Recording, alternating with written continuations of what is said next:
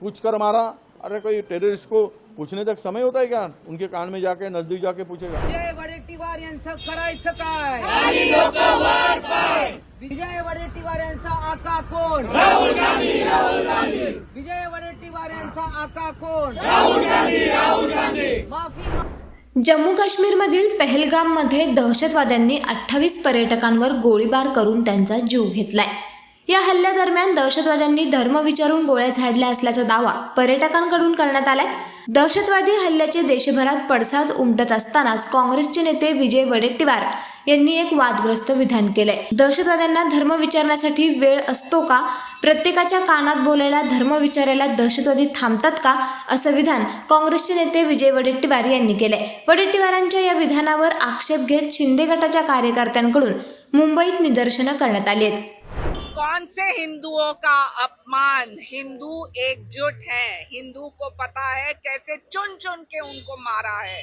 और जो लोग बयानबाजी करते हैं उनको ये समझ में आना चाहिए कि पुलवामा में जो आदरणीय मोदी जी ने और एनडीए की सरकार ने भूमिका स्पष्ट की, वही एक अटैक या वही स्ट्रैटेजी के साथ बयानबाजी न करते हुए हम हमारे 26 परिवार को श्रद्धांजलि देंगे।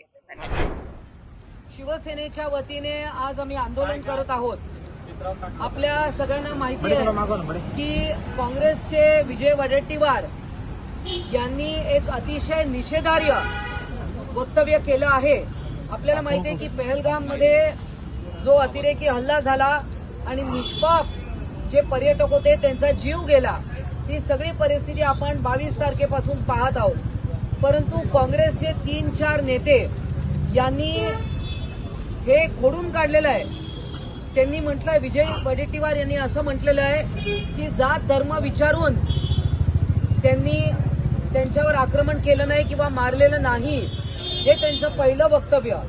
दुसरं, कर्नाटकचे एक्साइज मिनिस्टर आहे आर.बी. टिम्मापूर यांनी देखील म्हटलंय की जात धर्म विचारून अतिरेकी हल्ला केलेला नाही।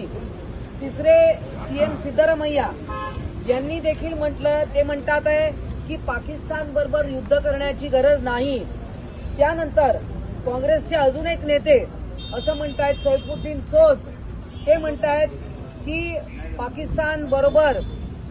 पाकिस्ताननी असं म्हटलेलं आहे की आमचा याच्यामध्ये हात नाही। रॉबर्ट वड्रा, प्रियंका वड्राचे तिचा नवरा, त्याचा तर काही संबंध नाही, तो तर बिझनेसमॅन आहे। सोशल मीडियाच्या भाऊ गर्दीत विश्वासार्हतेने चकाकणारे नाव म्हणजे लेट्सअप मराठी।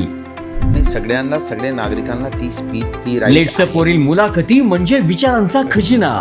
त्यानंतरच्या निवडणुकीमध्ये मला सोडून गेले।